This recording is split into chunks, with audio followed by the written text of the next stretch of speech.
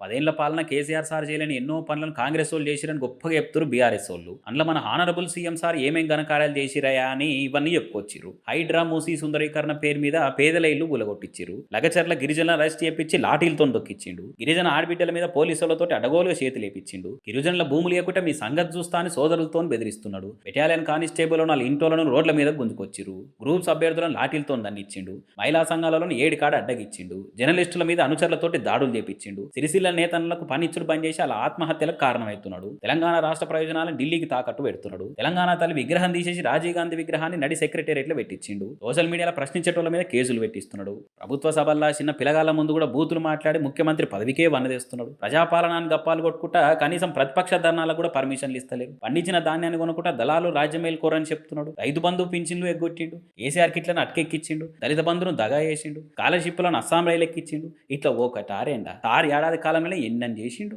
అవన్నీ చెప్తే ఒడవని ముచ్చటాన్ని సోషల్ మీడియాలో పోస్టులు పెట్టే క్రిస్తురిగా.